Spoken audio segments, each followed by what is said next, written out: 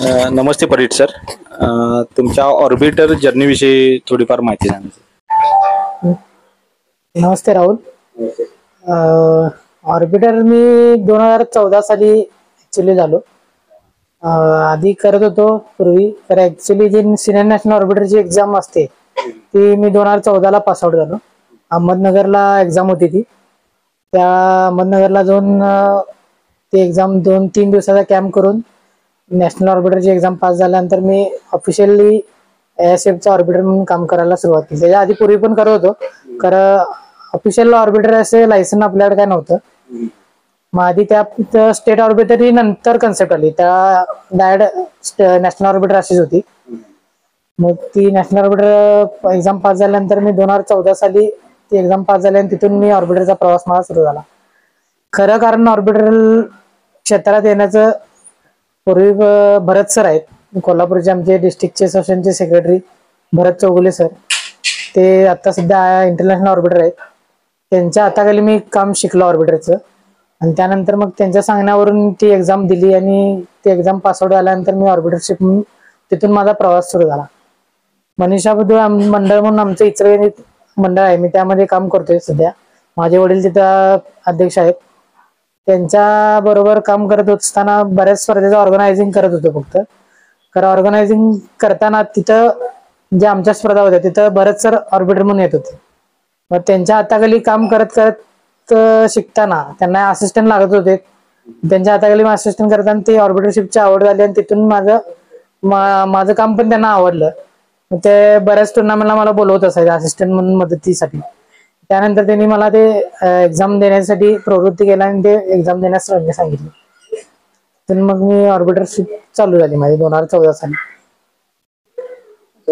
कोणत्याही स्पर्धेमध्ये ऑर्बिटरची भूमिका ही महत्वाची राहते. बरोबर. तुम्ही एक ऑर्बिटर म्हणून म्हणजे खेळाडूंच्या कोणत्या कोणत्या गोष्टीकडे लक्ष देतात? ऑर्बिटर म्हणून बऱ्याच गोष्टी असतात.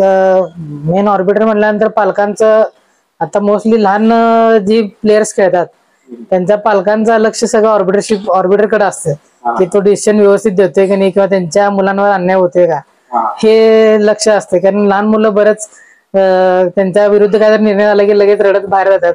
हा मोठा प्रॉब्लेम सगळ्यात ऑर्बिटरला चॅलेंजिंग जे आहे ती लहान मुलांची टुर्नामेंट आहे. एज कॅटेगरी मधले जे टुर्नामेंट्स असतात किंवा स्टँडर्ड येते मधले स्कूल लेवलच्या टुर्नामेंट असतात, त्यात चिटिंगचं प्रमाण बरंच असतं लहान मुलांचं आणि ते समजून घेण्याचे एक खिलाडू वृत्ती अजून त्यांच्यात निर्माण झालेली नसते.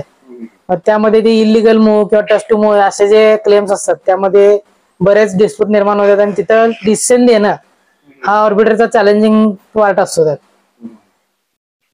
तर दररोज पिढीचे नवीन नवीन येणारे रूल्स हे तुम्ही म्हणजे कसं कॅचअप करता, म्हणजे स्पर्धेमध्ये तुम्ही अप्लाय करायला पाहिजे किंवा खेळाडूंना ते इझी? बरोबर. दरवर्षी फिडे रूल्स, आता आमचं कसं त्या पूर्वी फिडे हँडबुक म्हणून निघत होतं की चेस लॉ फिडेचा जो आहे तो दरवर्षी अपडेट होत असतो. त्या थ्रू त्याच्या जे चेस लॉज आहेत त्या पद्धतीने सगळ्या टुर्नामेंट घ्यायच्या असतात. मग गेल्या 5-6 वर्षापासून ASF पण रिफ्रेशर कोर्स ही नवीन कन्सेप्ट चालू केली ASF न, की ज्यामध्ये जे सिनियर ऑर्बिटर आहेत त्यापासून सिनियर ऑर्बिटर, फिडे ऑर्बिटर आणि इंटरनॅशनल ऑर्बिटर, त्यात मग कॅटेगरी A-B असतात. या सर्वांसाठी रिफ्रेशर कोर्स कंपल्सरी केला ASF ने.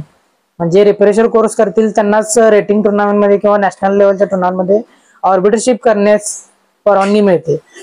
म्हणजे या रिफ्रेशर कोर्स मध्ये त्यांनी काय करतात, ज्या वर्षी रूल्स नवीन अपडेट झालेले आहेत त्या रूल्स विषयी डिटेल्स मध्ये माहिती सगळ्या ऑर्बिटर्सना द्यायची आणि त्या पद्धतीनं कामकाज पुढे ऑर्बिटर्सचं करायचं, असं त्यांचं ASFचा चांगला कन्सेप्ट चालू केला त्यांनी.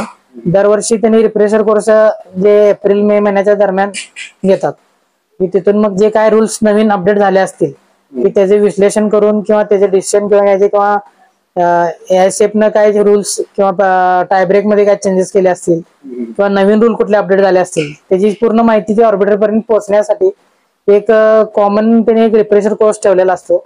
एक 2-3 बॅच मध्ये ऑल ओव्हर इंडियामध्ये ते चालू होतात. पूर्वी फिजिकल म्हणजे ऑफलाईन असायचे.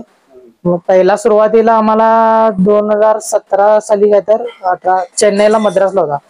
म्हणजे चेन्नई किंवा दिल्ली किंवा भुवनेश्वर या ठिकाणी ते रिफ्रेशर कोर्स होत होते. मग त्यावेळेला मी फर्स्ट टाइम आम्ही चेन्नईला रिफ्रेशर कोर्स केला. मग तो फिजिकल प्रत्येकाला ऑर्बिटरला शक्य नाही ना, म्हणजे तिथपर्यंत जाण्याचा खर्च प्लस ते रिफ्रेशरचे कोर्स. मग त्यानंतर परत मुंबईत या ठिकाणी लोकल लेवलला पण व्हायला लागले. मग त्यानंतर कोविड आल्यामुळं कोविडच्या मध्ये ASF न ऑनलाईन चालू केलं. मग ते ऑनलाईन बऱ्यापैकी सगळ्यांना कन्व्हिनियंट झालं आणि तिथून आता दरवर्षी ऑनलाईनच कॅम्प होतात रिफ्रेशरचे, की घरातून शेड्यूल आधी दिलं जातं आणि घरातूनच ते ऑनलाईन कॅम्प अटेंड करायचा आणि 3 दिवसाचा तो कोर्स पूर्ण करायचा. त्याचं पण टायमिंग त्यांनी चांगलं ठेवलेलं आहे, की संध्याकाळचं 6 ते 10. गेली आता 2 वर्ष संध्याकाळी 6 ते 10 असं टायमिंग शेड्यूल असतं आणि दिवसभर सगळेच ऑर्बिटर बाकीची पण त्यांची कामं असतात, त्यांचं शेड्यूल पॅक असतं. संध्याकाळी निवांत वेळ काढून 6 ते 10 रात्री त्या वेळेत रिफ्रेशर कोर्स सगळ्यांना अटेंड करता यावा अशी त्यांनी एक टायमिंग ठेवलेला आहे आणि त्या टायमिंग नुसार, आणि तो सगळ्यांनाच कन्व्हिनियंट असतो. त्यामुळे ती चांगली गोष्ट झाली आणि सगळ्यांना अटेंड करणं सोयीचं झालंय. त्यामुळे त्या रिफ्रेशर कोर्स थ्रू आम्हाला नवीन रूल्स काय अपडेट झालेले आहेत किंवा नवीन काय आपण बदल करायचे आहेत, नवीन चॅलेंजेस काय काय आलेले आहेत त्याची माहिती कळते, किंवा नवीन किंवा पुढची माहिती किंवा आपल्याला जे नॉर्म मिळतात ते नॉर्म सबमिशन किंवा रिपोर्ट कधी रेटिंग टूर्नामेंटचे रिपोर्ट वरती फिडेला ASF ला सबमिट करायचे असतात, ते कोणत्या पद्धतीने करायचे किंवा त्यामध्ये काही चुकत असतात, त्या चुका होऊ नये म्हणून तिथं काय काय नवीन बदल करावे लागतात याची सर्व माहिती त्या रिफ्रेशर कोर्समध्ये दिली जाते. तर आणखीन एक प्रश्न म्हणण्यापेक्षा तुमच्याकडून एक सजेशन घ्यायला, तुम्ही ऑर्बिटर म्हणून म्हणजे बहुतेक पश्चिम महाराष्ट्र आणि उत्तर कर्नाटक या भागामध्ये तुम्ही अनेक ऑर्गनायझर जे असतात त्यांच्या सोबत काम केलेलं आहे. बरोबर. तर मी म्हणजे त्यांच्या कंपॅरिझन नाही, पण काही त्रुटी असतात की त्या ऑर्गनायझरनी पण म्हणजे थोडंफार लक्ष दिलं पाहिजे किंवा प्लेयर्सनी पण ऑर्गनायझरला तशी म्हणजे थोडीफार सहकार्य केलं पाहिजे, जेणेकरून ऑर्बिटरशिपला पण व्यवस्थित सुरळीत आणि स्पर्धा सुरळीत होतील. ऍक्च्युली ऑर्गनायझर हा कसा आहे, मी ऑर्गनायझर पण आहे प्लस ऑर्बिटर पण आहे. तेव्हा ऑर्गनायझरच्या काय व्यथा आहेत ते मला माहित आहेत. ऑर्गनायझर त्याचा परीने ते 100% प्रयत्न करत असतो, कारण तो स्पॉन्सर करणं, स्पॉन्सर गोळा करणे, प्लेयर्सला इन्व्हिटेशन देऊन प्लेयर्सची हे करणे, म्हणजे प्लेयर जेवढ्या जास्त खेळायला येतील आपल्याकडे त्याचा प्रयत्न करत असतो. प्लस ऑर्बिटरशिप कोणाला द्यायची की जेणेकरून त्यामध्ये काय डिस्प्यूट होऊ नये हे पण त्याला ऑर्गनायझरलाच बघायचं असतं. ऑर्गनायझरचा मोठा रोल असतो टुर्नामेंट मध्ये बराच. आणि कसं आहे, आता अलीकडे अजून मी चेस प्लेअर कडनं अपेक्षा अशी आहे की जी रजिस्ट्रेशन आहे त्यामध्ये जी लेट रजिस्ट्रेशन जे करतात, अजून चेसमध्ये बऱ्याच एवढं प्रॉम्प्ट झालेलं नाही आहे की बाबा खेळायला जायचंच आहे तर कन्फर्म एंट्री देणे किंवा न देणे, ऐन वेळेला स्पॉट एंट्री देणे, ही जी कन्सेप्ट आहे ती पूर्ण बंद व्हायला पाहिजे. प्लेयर्स जर खेळायचं जाणार असेल तर किमान त्याला 4 दिवस आधी तर ठरलेलं असतं की मी इथं खेळायचं आहे. जर 4 दिवस जरी खेळायला, 4 दिवस जरी एंट्री त्यांना कन्फर्म जरी आधी दिली तर ऑर्गनायझरला पण त्याला अरेंज करण्यासाठी, म्हणजे ऐन वेळेलाच स्पॉट एंट्री 50-100 आल्या त्याच्या आणि त्याने 100 प्लेयरची जर जोडा केली असेल आणि 200-300 आल्या तर त्यावेळेला चेसबोर्ड, चेस क्लॉक, टेबल्स हे सगळी अरेंजमेंट त्याला करावी लागते. ऑर्गनायझर एवढा मोठा रोल असतो की त्याच्या अपेक्षा असते की माझ्या प्लेअर खेळायला किती आहे ना त्याला जर अंदाज त्याला लवकर मिळाला तर ऑर्गनायझर त्यांची 100% सोय करण्याची व्यवस्था करू शकतो. मोस्टली जी हे होते म्हणजे जी काय म्हणतात आपण त्यांना व्यवस्था होत नाही प्लेअरची, ती रजिस्ट्रेशन टाइमवर न झाल्यामुळे अशी होते. बऱ्यापैकी आता सगळीकडे ऑर्गनायझिंग आता नवीन जेवणाची सोय करतायत किंवा टी बिस्किट किंवा साधं जेवण अशी सगळेच ऑर्गनायझर बऱ्यापैकी सोय करत आहेत. तर ऐन वेळेला असेच एंट्री जर वाढल्या किंवा नाही घेतल्या तर त्यांचा अरेंजमेंटचे पण प्रॉब्लेम होते. बऱ्यापैकी आता मी एवढ्या टुर्नामेंट केल्या, जवळपास माझ्या आतापर्यंत जवळपास 250-300 टुर्नामेंट माझ्या ऑर्बिटरशिप म्हणून झाल्या असतील. मी सगळीकडे बऱ्याचपैकी महाराष्ट्रात आता मी बऱ्यापैकी जास्त कोल्हापूर, सांगली, सातारा या ठिकाणी केलंय. परत कर्नाटकमध्ये निप्पाणी, बेळगाव, त्यानंतर इथं जनवाड, सदलगा, अशा मुरगुड, हुबळीला नाही अजून तिकडे जायचा चान्स मिळाला नाही. तर इथल्या ज्या टुर्नामेंट आहेत ते मोस्टली मिस करतोय. त्यामुळे तिथंपर्यंत बघितलं. आता तिथं खेडेगावात जे होतं त्या तिथं जनवाड किंवा बेनाडी अशा ठिकाणी खेडेगाव आहे तिथं काहीच सोय नाही आहे. त्या ठिकाणी पण बरंच त्यांनी त्यांच्यापर्यंत 100% द्यायचा प्रयत्न करतात. खरं चेस हा असा गेम आहे की जरा म्हणजे श्रीमंत मुलं असल्यावर का कॉस्टली गेम असल्यामुळे जरा बऱ्यापैकी घरातली मुलं श्रीमंत म्हणजे अशा चांगल्या परिस्थिती घरातली असणारी मुलं चेस खेळत आहेत. त्यांची त्या पद्धतीने उद्देश त्यांची म्हणजे अपेक्षा असते की चांगला सराउंडिंग असावं. मोस्टली टॉयलेट बाथरूमचे जरा खेडेगावात प्रॉब्लेम असतात. म्हणजे अशा गोष्टी जरा खेडेगावात होतात. तरी त्यांनी 100% त्यांनी द्यायचे प्रयत्न करतात. तर तिथं जसे अपेक्षा होते किंवा जशी अपेक्षा असते त्या पद्धतीनं त्यांच्याकडनं पूर्तता होणे ही पण जरा असे खेडेगावात होते. कारण त्यांनी पण आता ते जसं त्यांना अनुभव येतील त्या पद्धतीने त्यांनी ते डेव्हलप करायला लागलेत. कारण त्यांनी ज्यांच्याकडं बुद्धिबळ हा विषयच काय नव्हता ते अशा ठिकाणी त्यांनी चेस चालू केला. मग त्या टुर्नामेंटमध्ये काय काय लागतं किंवा काय लागत नाही हे त्यांना जशा जशा टुर्नामेंट त्यांनी रेग्युलरली घेतील त्यावेळेला त्यांना ते कळत जाईल की बाबा ह्या गोष्टी लागतात, ह्याची पूर्तता आपण आधीच करायला पाहिजे. यातून ते बरेच शिकत आहेत. तर आम्ही तुमच्या पाठीमध्ये बघत आहे बरेचसे तुम्हाला ऑर्बिटर मध्ये बरेचसे पारितोषिक मिळाले. नाही बरेच हे बरं आहे तर थोडे फायदे. आता ही जी आहे मी 2014 साली ऑर्बिटर झालो. माझी चातुर्य म्हणून जी स्पर्धा होती साताऱ्याला बरेच सर चीफ ऑर्बिटर होते. माझी ही पहिली रेटिंग टुर्नामेंट आणि पहिला नॉर्म आहे माझा 2014 साली. ज्या साली झालो त्याच वर्षी त्यांनी मला टुर्नामेंट करण्याचं रेटिंग टुर्नामेंट करण्याचं भाग्य मिळालं. त्या रेटिंग टुर्नामेंट पण बऱ्याच कमी असायच्या आणि रेटिंग टुर्नामेंटला ऑर्बिटरशिप मिळणं हे पण कठीण असायचं. तर बऱ्याच सरांच्यामुळे मला बरेच टुर्नामेंट करायला मिळाल्या.